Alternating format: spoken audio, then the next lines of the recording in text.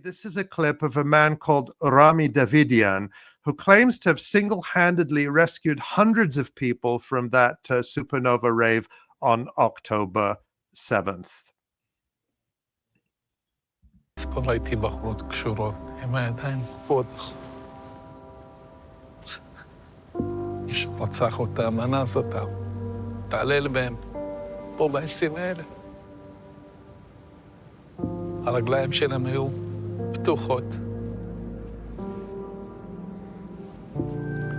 מי שרואה זה יודע שהתעללו בבנות. מישהו הפשיט אותם, מישהו אנס אותם. החדירו לעברים הפנימיים שלהם כל מיני דברים, כמו קרשים, כמו ברזלים. מעל 30 בנות נרצחו ונאנסו פה. הייתי צריך לסגור את הרגליים שלהם, לכסות את הגופות שלהם, שאף אחד לא יראה מה שאני ראיתי, אף אחד.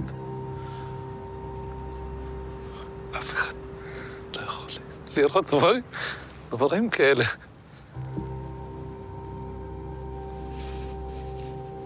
It's okay.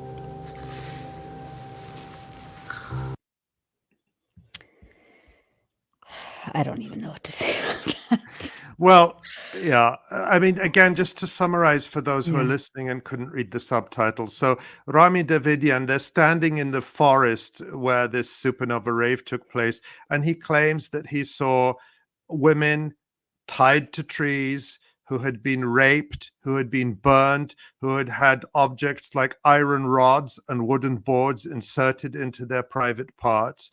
And then he says that, I mean, no one else was around, according to him. It was just him. And then he says what he did is that if their legs, again, I'm sorry about how graphic this is, but if their legs were spread, he closed their legs, he covered everything up, and he said, so no one else could see. No one else could see. So what's interesting about that is if we are to believe what he's saying, then he is admitting that he actually tampered with a major crime scene in order to destroy the evidence of the things he says he saw, so that no one else could ever see them.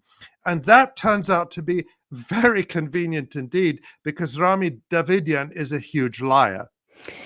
I know you have more to say about him, Rami Davidian, and some of these other characters that we just saw in that in those clips. But let's start with those claims themselves. Why do you think they are not credible? Right. First, let's go back to that UN report again by Pramila Patten, the UN Secretary General's special representative on sexual violence and armed conflict. And here's what it says about the claims about objects being inserted into people's private parts. This is paragraph 65 of the report, which actually rejects a number of the most prominent Israeli atrocity claims about October 7th. But look at that last sentence. It says, quote, allegations of objects found inserted in female genital organs also could not be verified by the mission team due in large part to the limited availability and low quality of imagery. And then this is paragraph 47 of the same UN report, which addresses the claims about the positions in which bodies were allegedly observed. It points to, quote, erroneous interpretations of the state of bodies by some volunteer first responders without relevant qualifications and expertise. Some examples include mistaking post-mortem pugilistic posturing, a boxer-like body posture with flexed elbows, clenched fists, spread legs, and flexed knees due to burn damage as indicative of sexual violence, misinterpreting anal dilation due to post-mortem changes as indicative of anal penetration, and mischaracterizing grazing gunshot wounds to genitalia as targeted genital mutilation using knives. End quote. You also said you wanted to talk more about Rami Davidian, the man we saw just a few minutes ago who claimed to see women tied to trees and various objects inserted into them. Yes. Interestingly, Rami Davidian has already told his story, or rather stories, since the versions seem to change constantly. And here he is, for example, featured on a website called Humans of Tel Aviv, giving his account of October 7th. He is identified not as a first responder like in the Sandberg film, but as a farmer from Moshav Patish, a Zionist colonial settlement a few miles east of the boundary with Gaza. In that account, Davidian claims that he helped rescue hundreds of people from the supernova rave, including one young woman in particular. And this is what he's quoted as saying: "I got a location from Rotem, one of the girls who escaped the party, and she texted me that she was hiding behind a tree. I drove to her location, honking my car so she could hear me approaching her.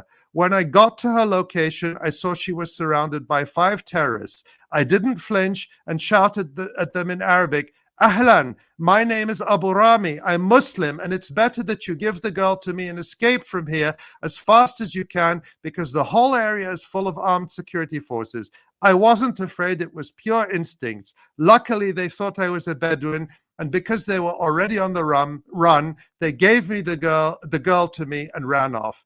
End quote. Now, I found that Davidian has told this story, this version of the rescue, countless times in interviews. But he also gave his account in a video posted on the YouTube channel of the World Mizrahi Organization in December. It's a 5-minute video, but we're just going to watch a short clip where he tells the tale of his heroic rescue of that woman. חילצתי מספר בנות, הם אמרו לי שחברה שלהם תקועה תחת איזשהו ואדי באיזשהו מקום, ולא היה קליטה, היה קשה מאוד להגיע אליה. והיא בוכה, מתחננת שאני אציל אותה. ואז אמרתי, טוב, אני מתחיל לצפצף עם האוטו, ככל שאת שומעת שזה מתגבר, את מכוונת אותי כן, כן, כן, הצלחתי להגיע אליה. התחלתי לרוץ, ראיתי אותה עם 5 או 6 גברים. הסתכלתי צדדים, ראיתי נשקים. ואז הבנתי שהם מחבלים, לא יודע אם הבאתי את הכוחות. מצאתי שטוצר של ממטרה, רק חקלאי יודע מה זה שטוצר. הצלחתי להשכיב אותם ברצפה, הכנסתי אותה לאוטו, והבאתי אותה אליי הביתה, ועוד פעם חזרתי לשטח. זה נז, האישה הזו ניצלה. אני רוצה את הזכות הזאת. אני לא צריך את הזכות הזאת פעם. לא עשיתי את זה בזכות. As you can see there, Rami Davidian is really good at turning on the waterworks in front of the camera. Yeah. But now I'm going to read the English subtitles again for those who are listening rather than watching. He says, "In one case, I rescued several girls. They told me their friend was stuck in a wadi in the middle of nowhere. There was no cell phone reception. It was very difficult to reach her. And she cried, begging me to save her. Then I said, fine, I'll start honking with the car, and the louder it gets, you direct me. Yes, yes, yes. I managed to reach her. I started running. I saw her with 5 or 6 men. I looked to the sides. I saw weapons. Then I realized they were terrorists. I don't know where I got the strength from. I found a pipe of a sprinkler. Only a farmer knows what that is. I managed to knock them to the ground.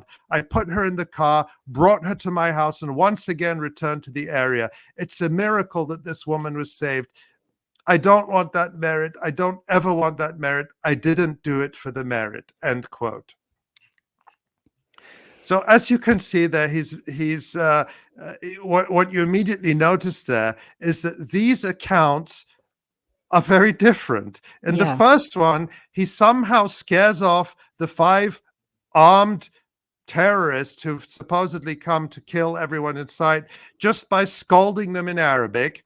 He doesn't say anything about fighting them off with a pipe. He just managed to either charm them or scare them or convince them by pretending to be a Muslim. He is in fact Jewish, but he says he pretended to be a Muslim. In the second story, he heroically knocks 5 armed terrorists, as he calls them, to the ground with nothing but a piece of pipe. I mean, what do you think? How credible is that? He's watched a lot of movies. Right. This is like a script from a superhero movie. Yeah. So he's clearly not a very credible witness. And it's also notable that in the vast majority of his interviews that I saw, Davidian makes no claims whatsoever about seeing any signs of sexual violence.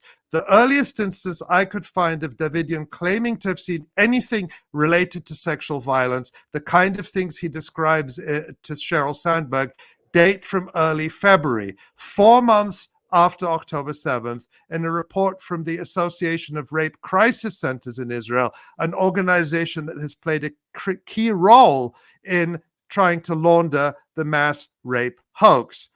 And the last thing I'll say about Rami Davidian is that even if he can't keep his stories straight, he does seem to be enjoying the limelight. He's become a sort of a minor celebrity in Israel, doing speaking events like this one in April, where for the price of 60 shekels, that's about $15, you can go and listen to him tell his tales of heroism. And he's even gone on a speaking tour of Italy recently.